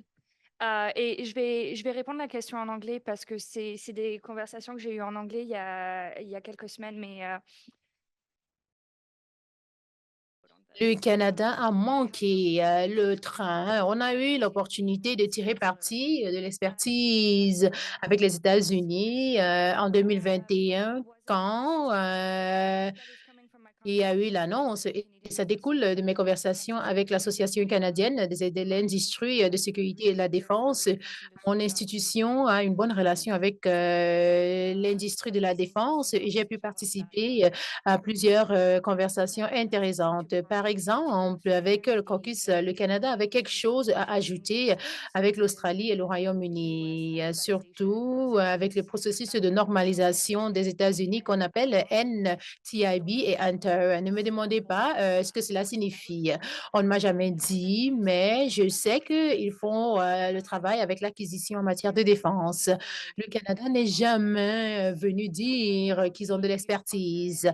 Et maintenant, l'Australie et le Royaume-Uni ont des problèmes à normaliser leur processus et leurs normes d'acquisition en matière de défense pour s'aligner sur ceux des États-Unis. Le Canada ne vient pas toujours en avant pour offrir l'expertise, mais maintenant, les Australiens et les Britanniques comprennent ce qu'il faut faire. Donc, on a manqué le train. Et la non-sécurité par rapport au commerce, NAFTA, le nouveau NAFTA sera renégocié en 2026 et avec l'institution Brookings, au mois de septembre, mon institut a organisé une table ronde. OK, on procède comment? Quel est notre plan? Et on a eu un des sous-ministres adjoints assigné à la stratégie du commerce. Et il a dit que Affaires mondiales Canada ne pensait pas à ça en ce moment. Il a dit que on va gérer ça plus tard, le moment venu. Il nous reste encore 3 ans et vu le gouvernement avance lentement. On aurait pu penser à ça plus tôt. Donc, alors, je pense que c'est mieux de l'agir maintenant et je dirais que maintenant est tellement important. C'est important pour nous de profiter de l'avantage que nous avons, surtout du point de vue de l'expertise des États-Unis et nous devons offrir ça à nos partenaires. Mais nous n'avons pas tiré parti de ça depuis longtemps et une fois de plus, ce sont nos processus qui sont là pour répondre aux besoins. Nous avons AMC et le ministère de la Défense qui doivent offrir l'expertise à l'OTAN ou à l'Union européenne et aux Nations unies. C'est tout à fait différent. Je ne pense pas que nous sommes à ce niveau-là.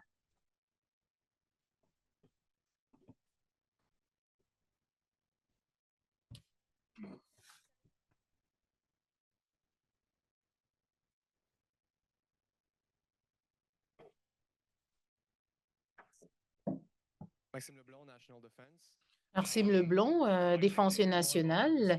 J'aimerais connaître vos points de vue sur NORAD. Je ne pense pas que ça sera comme à l'accoutumée si Trump est réélu, mais jusqu'à quel niveau pensez-vous que cela va affecter NORAD?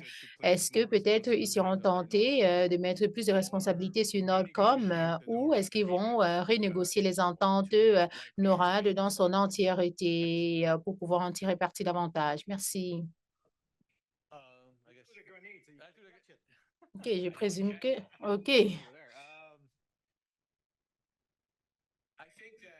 Je pense que la dernière fois, nous étions chanceux de voir que Trump avait les mêmes imaginations que le Canada, surtout quand on voit la météo, on voit le nord du Canada et autres. Moi, j'essaye toujours de voir la météo quand je suis aux États-Unis, à moins qu'il n'y ait de la fumée. Donc, OK, de toutes les façons.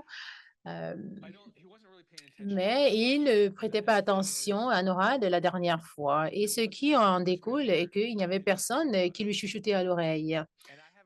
Et je n'ai pas vu la fondation Heritage et la liste de documents, mais ça vaut la peine de se pencher là-dessus. C'est important de voir quels sont les think tanks, donc les groupes de réflexion, et c'est important de voir ce sur quoi ils s'attardent. Et comme je l'ai dit, toute entente qu'il n'a pas négociée, pour lui, cette entente n'est pas bonne. Si c'est une entente de 50-50, il va peut-être dire, oh, le Canada a plus à l'article, donc il devrait payer 97% ou quelque chose de la sorte. Et encore une fois de plus, il y a deux volets. Quand il n'aime pas une entente, il veut faire une renégociation afin d'améliorer l'entente. Et la question est de savoir comment est-ce qu'on fait la renégociation sans que Trump ne pense qu'il a obtenu ce qu'il voulait. Je ne sais pas si ça va fonctionner parce que c'est ainsi que NAFTA avance. Il va populer toute la bureaucratie américaine et il y aura des gens qui vont probablement avoir une meilleure imagination sur comment nuire aux autres.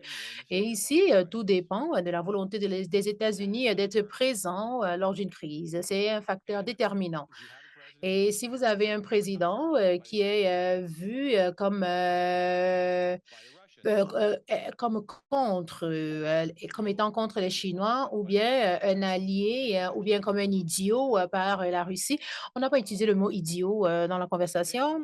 Donc, je ne suis pas certain. Je sais pas exactement ce qui va se passer. J'ai mentionné à Daniel. Michael Flynn était le conseiller en matière de sécurité nationale pendant le premier mois, en dépit de tous les conseils qu'Obama lui avait donnés sur Trump. Tout le monde a dit qu'il était bizarre non, mais il a fait des compromis. Un agent de la Russie est un agent de la Turquie. Imaginez s'il était conseiller en matière de sécurité nationale pendant toutes les 4 ans. Qui allait le choisir la prochaine? Qui va-t-il choisir la prochaine fois? Alors, avec respect, je suis en désaccord. Donc, vous ne parlez pas de Flynn, non? Vous parlez de NORAD? Non, Flynn, non. OK, Flynn, c'est un autre sujet. Alors, j'espère qu'il ne sera pas nominé à nouveau. Peut-être il sera rechoisi dans l'administration Trump. Je ne sais pas si Trump va faire attention à ça.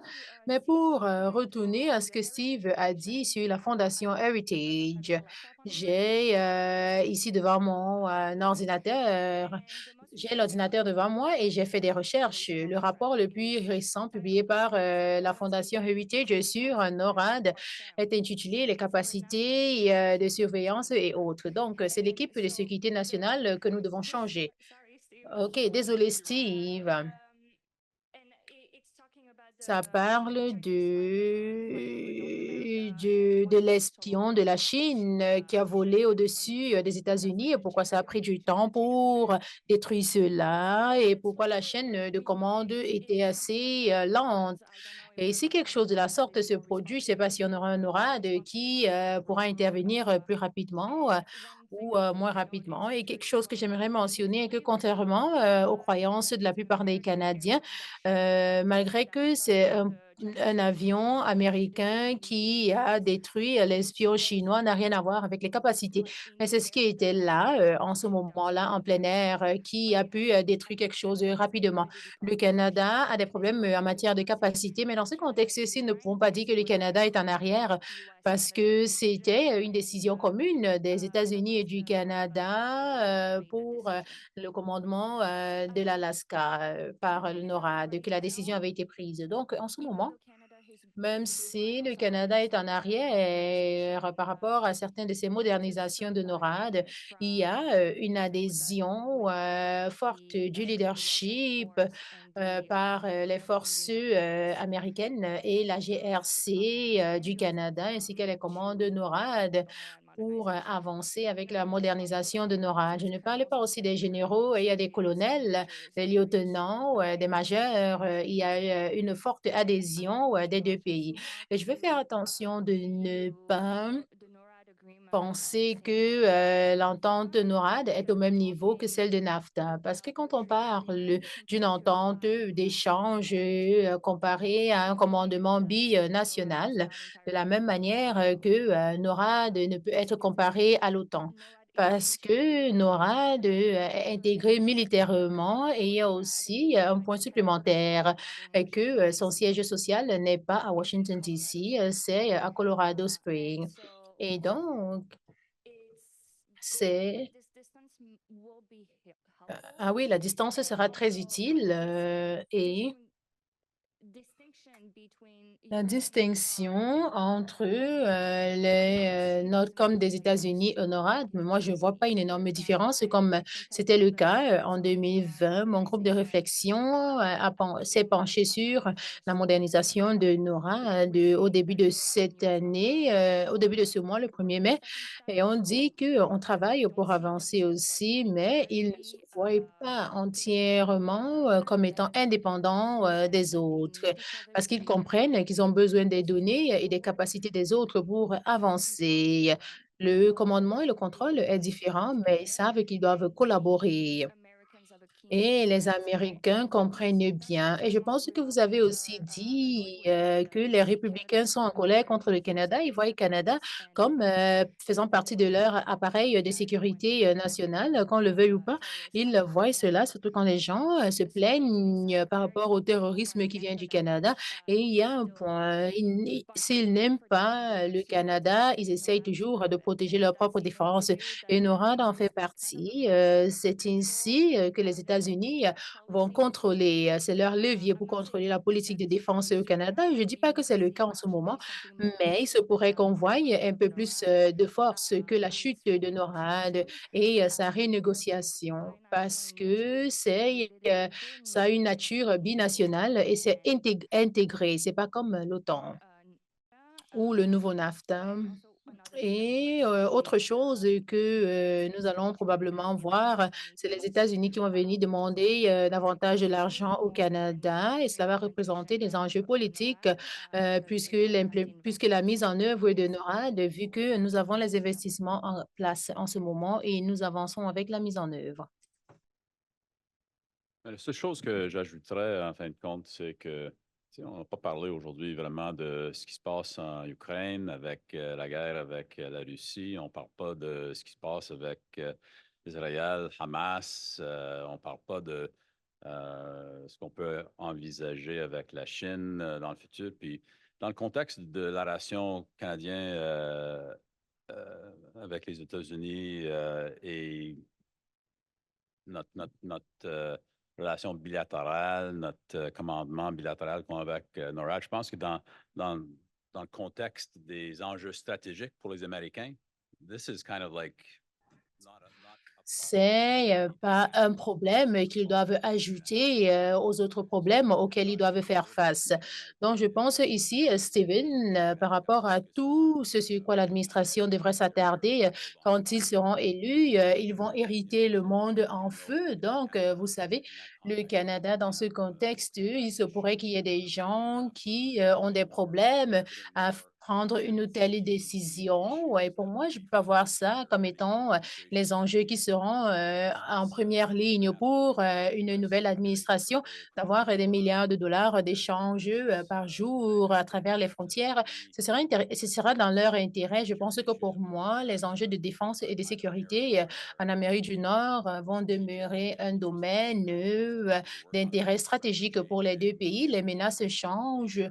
Nous allons avoir une nouvelle nature de menaces sur le continent et je ne peux vraiment pas ajouter à quoi que ce soit. C'est quelque chose avec lequel nous ne devons pas blaguer, vu qu'il y a d'autres enjeux sur lesquels nous devons plus nous attarder. De mon point de vue, ce sera avantageux pour le Canada dans ce genre de contexte stratégique. Nous ne sommes pas le problème le plus important auquel les Américains devraient être confrontés et qu'ils doivent gérer, mais il y a d'autres problèmes. Hi.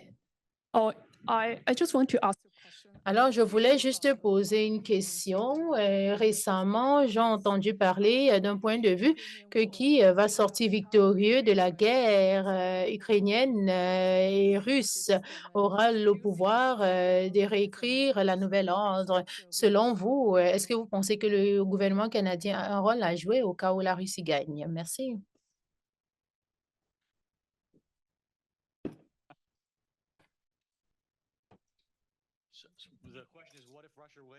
Alors, la question est de savoir que va-t-il se passer si la Russie gagne. Je pense qu'en ce moment, nous sommes confrontés à un plus grand défi, surtout par rapport à l'ordre libéral. C'est pas plus une question de voir si la Russie gagne. Les contributions entre l'Ukraine et notre point de vue sur Gaza que la réaction américaine et la réaction canadienne jusqu'à un certain niveau, surtout par rapport au ICC au cours de la dernière semaine, n'a pas bien été perçue par le reste du monde. Si vous regardez la carte, j'étais vraiment surpris vu que j'ai étudié les relations internationales depuis 30 ans. Peut-être j'ai pas assez lu, mais quand ils ont montré la carte du monde après la Norvège, l'Espagne et l'Irlande, est reconnu la Palestine. Vous savez, deux de ces pays étaient contre nous par rapport à qui recevait la sécurité des Nations unies. Ils ont reconnu la Palestine et ils ont rejoint pratiquement toute la planète entière. Et les seuls pays qui ne reconnaissent pas la Palestine en ce moment sont les États-Unis, le Canada, l'Australie, la Nouvelle-Zélande, le Japon et quelques pays européens, mais le reste du pays reconnaît la Palestine. Et je pense que l'un des plus grands défis est comment on voit la réaction des pays du Sud à l'invasion de l'Ukraine. Non, oh, la faute de l'OTAN comparé à leur réaction à Gaza, où ils voient des images très graphiques des bombes américaines qui sont lancées sur la Palestine. Et l'Israël est confronté à un énorme défi par rapport à la gestion de ça, mais le parcours difficile qu'ils ont choisi au cours des 6 derniers mois n'a pas été favorable pour quiconque. Je pense que c'est là le plus grand défi en ce moment, si la Russie gagne la guerre. Oh, il y a eu un pari 50 ans dernier qui n'a pas vraiment eu un effet vraiment très concret.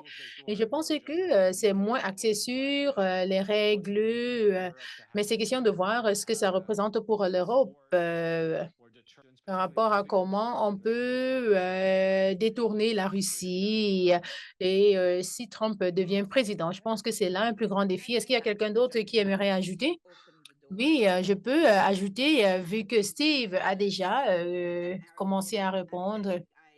En tant qu'universitaire et canadienne, je ne me sens plus confortable de dire certaines choses comparées à il y a 7 ou 8 mois. Mais je pense qu'encore une fois de plus, c'est ce que j'ai essayé de dire dans mon énoncé plus tôt. Peu importe ce qu'on pense par rapport à la bonne cause de ce qui s'est passé en Ukraine, ou peu importe, nous ne pouvons pas continuer à penser que c'est le problème le plus important pour le reste du monde. Pour le reste du monde, ce n'est qu'un seul enjeu parmi tant d'autres. Et si on pense que ceci va déterminer la manière dont que l'ordre du monde sera réécrite, je pense que c'est d'abord faux, surtout pour toutes les raisons qui ont déjà été mentionnées. Mais ça diminue l'importance pour nous de continuer à penser qu'il y a 150 plus pays du Sud qui sont plus importants démographiquement, économiquement pour certains et pour d'autres en matière de défense. Et si nous ne pensons pas à ça et à comment échanger avec eux, c'est en ce moment-là que je vois que les décisions par rapport à l'ordre du monde seront réécrites et prises. Et maintenant, c'est pas question de voir si on réussit ou pas, si on passe de juste échanger avec nos amis, mais d'échanger d'une manière axée sur les principes, se focalisant sur les intérêts qui ne nuisent pas à nos valeurs. Et pour d'autres aujourd'hui qui penseront qu'ils ont été nuits ou abandonnés par nous, Merci, Marie-Joëlle. Est-ce que oui, vas-y, Charlotte. Quickly, alors, l'ordre international axé sur les règles qui a été créé existait pendant la guerre froide et il y a eu beaucoup de problèmes en ce moment. Je ne sais pas comment le dire autrement, mais en vertu de cette ordonnance-là, c'était pas juste quelque chose pendant la guerre froide. Et j'aimerais parler sarcastiquement, sinon nous allons tous couler des larmes ici. Je pense que si on continue à travailler, en fin de compte, tout ira bien. Donc, nous ne devons pas prendre ça à la légère. Et je pense que si nous parlons de la guerre en Ukraine et de son résultat, nous devons parler d'un enjeu majeur maintenant. Donc, le manque d'imputabilité et de responsabilité sur la scène internationale. Et c'est aussi quelque chose que nous voyons aux États-Unis et dans notre pays et à travers le monde. Et je pense que ça sera vraiment là le point important que nous allons essayer de résoudre, surtout si nous voulons avoir une ordonnance internationale qui va nous permettre de survivre au choc auquel on a été confronté au cours des dernières années. Je ne pense pas que j'ai des points supplémentaires à ajouter. Et ce à quoi je pense en ce moment, quand on pense vraiment aux différentes positions des différents pays, il y a des principes dans la Charte des Nations unies. Le système axé sur des règles est axé sur un ensemble de différents protocoles où l'organisme de commerce international, nous devons retourner aux idéaux de la Charte des Nations unies. Moi, je suis en faveur de rééquilibrer allant d'un monde unipolaire dominé par les États-Unis vers un monde multipolaire où nous respectons les différents continents, l'Afrique qui a une population émergente et des pays tels que la Chine et l'Inde qui sont des pays importants. Nous devons trouver la bonne façon de reparamétrer les protocoles internationaux qui vont gouverner comment nous travaillons et vivons ensemble dans le nouveau monde parce qu'on a vu ce qui a découlé de la Deuxième Guerre mondiale. Cela n'est pas ce dont nous avons besoin à l'avenir. Et le Conseil de sécurité nationale des Nations unies, nous avons un veto de certains pays, d'un ensemble de pays. Ultimement, quand on voit ces conflits et que nous ne pouvons pas être d'accord sur des actions et des mesures à prendre du veto, je pense que c'est quelque chose que nous devons revoir dans un contexte multilatéral. Clairement, ça ne fonctionne pas pour nous. Et en effet, moi, je suis en faveur de voir quelque chose de nouveau qui va découler de tout cela, en espérant que ça sera positif, surtout quand tous ces conflits vont prendre fin. Alors, j'espère que nous allons avancer pour penser aux différents idéaux qui découlent de la Charte des Nations unies. Alors, nous devons alors, moi, j'ai toujours été marquée par ce qu'on fait quand on fait face aux situations complexes et que les gens essayent de trop simplifier les choses. On a commencé cette conversation en parlant des scénarios potentiels qui vont découler des élections américaines. Donc, il y a deux options. L'administration Trump versus l'administration Biden. On a parlé aussi au fur et à mesure des différents scénarios. Oui, le scénario de qui sera élu au Congrès. Et si c'est Biden, qu'est-ce que cela va représenter pour certains États du Sud? Et de mon point de vue, c'est important d'avoir une analyse des scénarios afin de comprendre ces différentes possibilités et nuances pour voir quelle est la meilleure stratégie à suivre pour pouvoir profiter afin de voir les résultats. Merci beaucoup à tout le monde et puis bon déjeuner puis bon réseautage.